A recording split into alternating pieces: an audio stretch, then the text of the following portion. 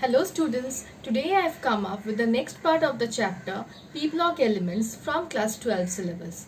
So we have already started with group 15. So today I will continue with group 15. So in this video I'll start with the metallic character.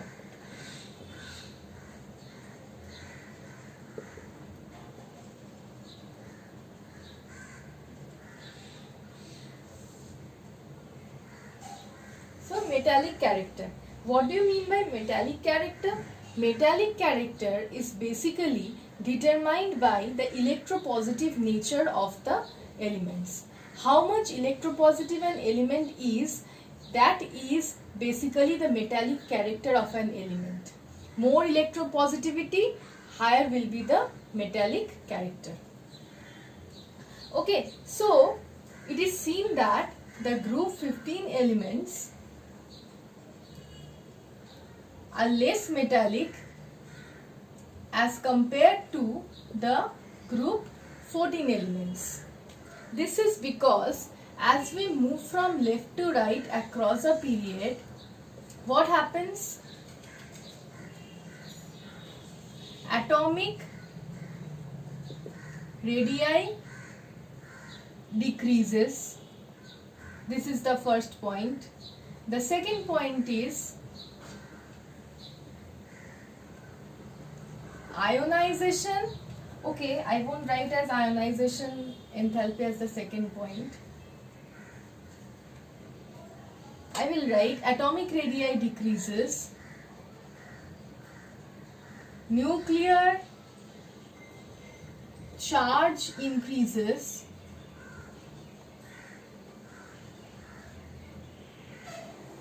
ionization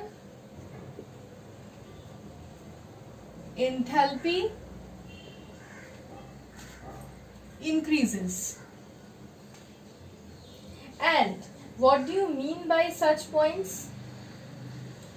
When we say that atomic radii decreases, nuclear charge increases, it means that the valence electrons are tightly held by the nucleus. That's why, since the valence electrons are tightly held by the nucleus, so it is very difficult to remove an electron from the valence shell or the outermost shell. That's why higher amount of energy will be required to remove that electron from the valence shell. That's why the ionization enthalpy increases. So if the ionization enthalpy increases, that means huge amount of energy is required to remove an outermost electron or a valence electron. So what does metallic character means? I have told you earlier, it is determined by the electropositivity of an element. What does electropositivity means? Electropositivity means removal of electron. So when ionization enthalpy increases, removal of electron is not at all easy. So as we move from left to right, what happens? Metallic character decreases.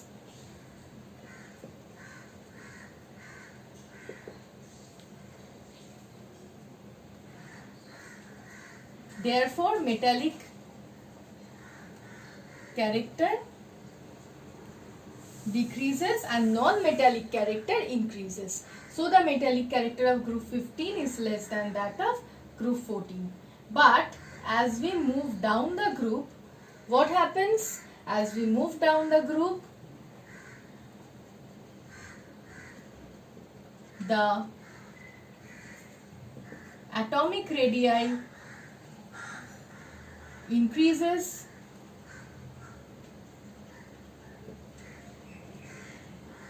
ionization enthalpy decreases. Why? Because there is successive addition of new shells. New shells are added.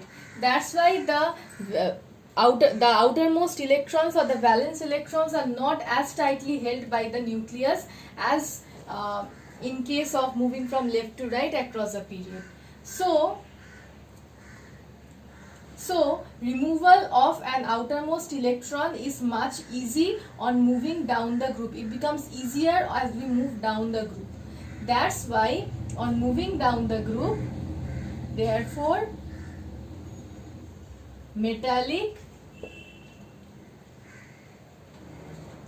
character increases. And we can say that nitrogen, phosphorus are considered as non-metals.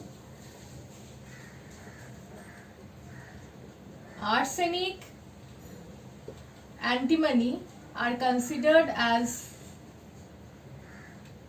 metalloids, and bismuth is basically considered as a metal.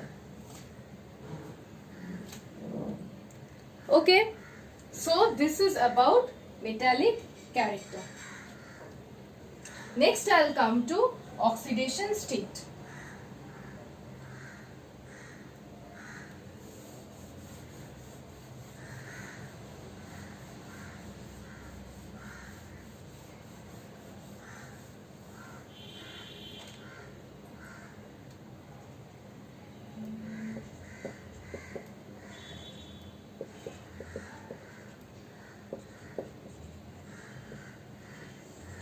Okay, earlier only while teaching you about the ionic radii, I have told that they will basically form a negative anion, or means a negative ion of M3 minus type, or they will form a positive ion of M3 plus type, and also they can form a positive ion of M5 plus.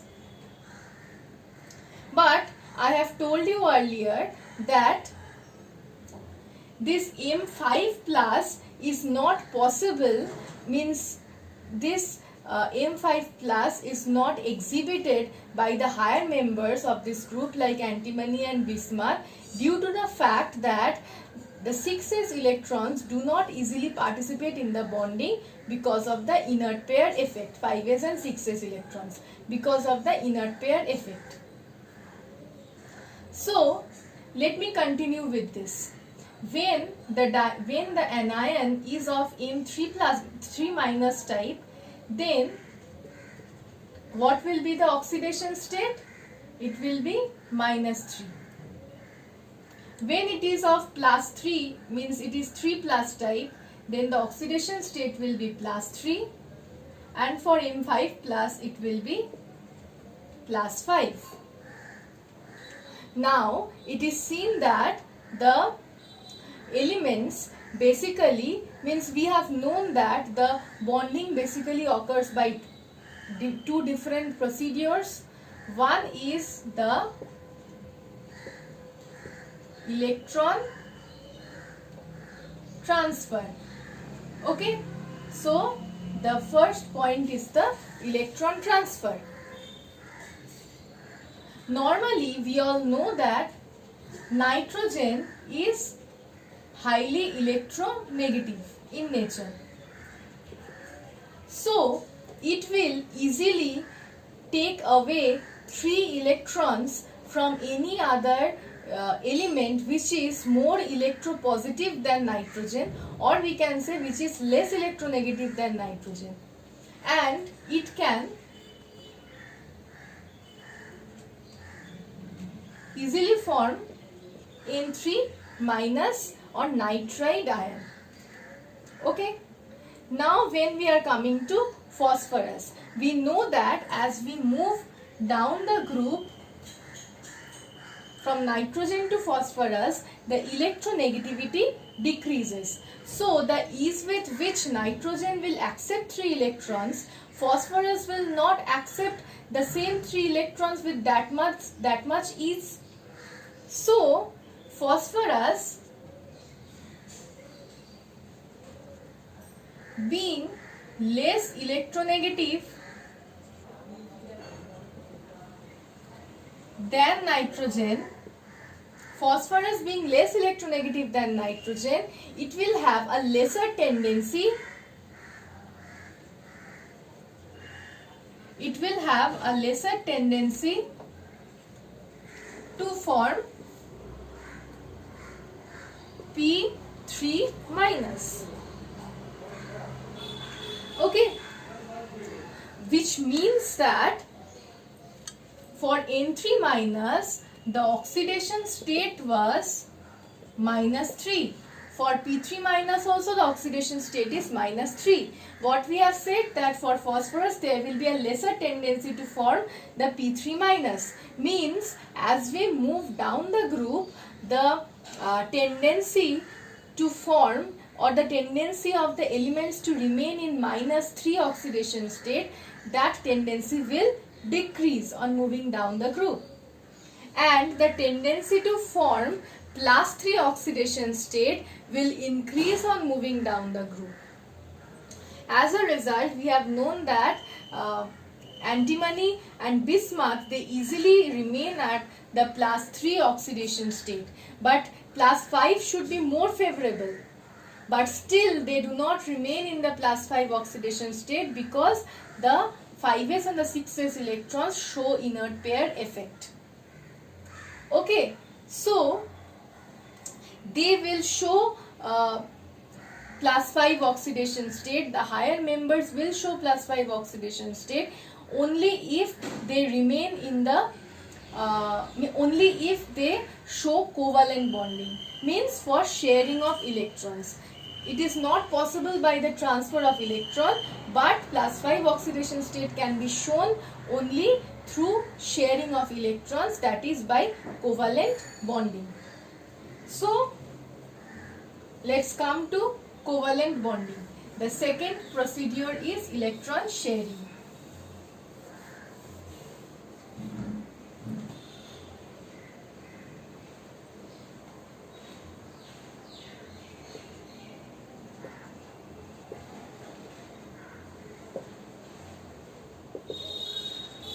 The second procedure is electron sharing. Here I will take the example of phosphorus. This is phosphorus. This is phosphorus in the ground state. 3s, 3p, and we know that in case of phosphorus there is a vacant 3d orbital present. Phosphorus is 3s2, 3p3. This is phosphorus in the ground state. Now phosphorus in the ground state, you can see that there are 3 unpaired electrons. You can see that there are 3 unpaired electrons.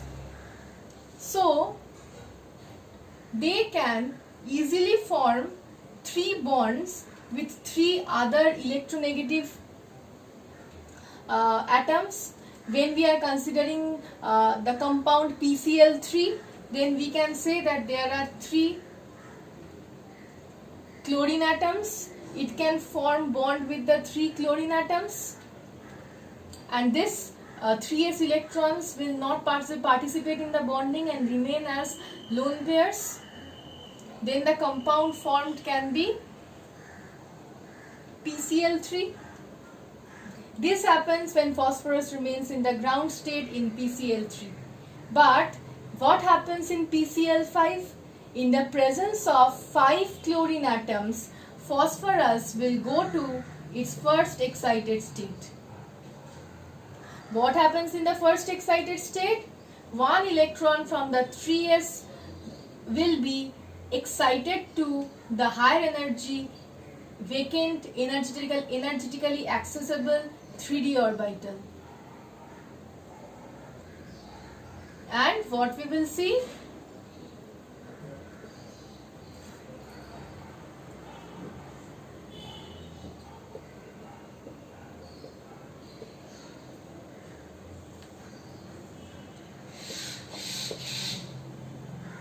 See, one electron from 3s has been excited to the 3d, and we can see that there are 5 unpaired electrons.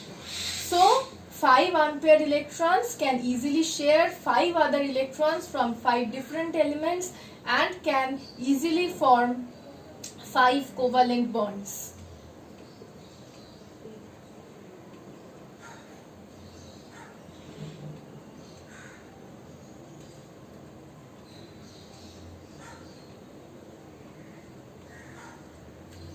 See, and this is what happens in PCl5.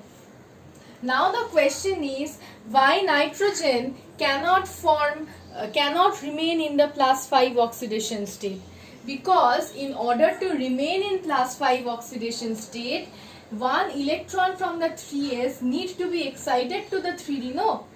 Or if it is 4s, then one electron from 4s will be needed to be excited to the 4d. But in case of nitrogen, we have only 2s and 2p. 2d orbitals are not available, no? So how can an electron be excited from the 2s orbital, and where will it go? That's why for nitrogen, since nitrogen has 2s2 2p3 configuration, it can only form 3 bonds, not more than that. Okay, so this is about the oxidation state. Now I'll come to the next point, which is multiple bonding.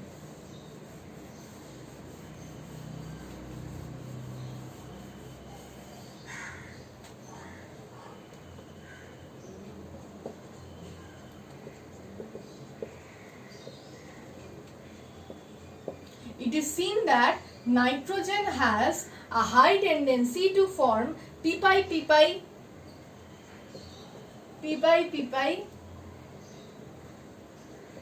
multiple bonds with another nitrogen atom or carbon or oxygen. That's why normally nitrogen molecule consists of 3 bonds between the 2 nitrogen atoms, and you can see that this is a triple bond. Triple bond means it is a strong bond. That means the bond dissociation energy is very high. Since the bond dissociation energy is very high, this nitrogen is basically unreactive at room temperature.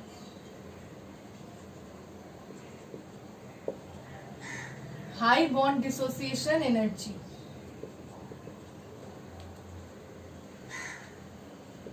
That's why nitrogen remains unreactive at room temperature or ordinary temperature, as it is very stable. Okay, the next is allotropy. What is allotropy? I have told in the earlier videos only. Apart from bismuth, all the other elements will exhibit allotropy. First is solid nitrogen.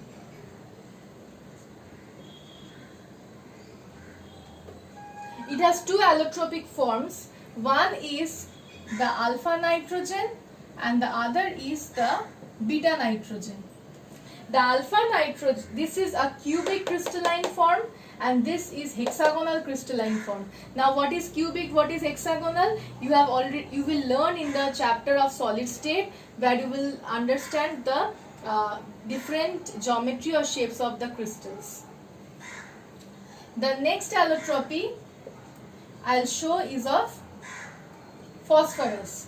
Phosphorus has 3 allotropic forms: white phosphorus, red phosphorus, black phosphorus. Now arsenic. Arsenic also 3 forms: grey, yellow and black. Now is of antimony. Antimony is metallic form, yellow and alpha and antimony, and explosive antimony. Antimony is one is of metallic form, alpha antimony and explosive antimony. So these are the allotropic forms of various elements of group 15. So basically we have completed the various physical properties of group 15 elements. In the next video we will start with the chemical properties. Chemical properties means they basically react to form the hydrides, then the halides. The hydrides, halides, basically the structures, bond angles, comparison between the bond angles, all these things are very important. Okay, so thank you.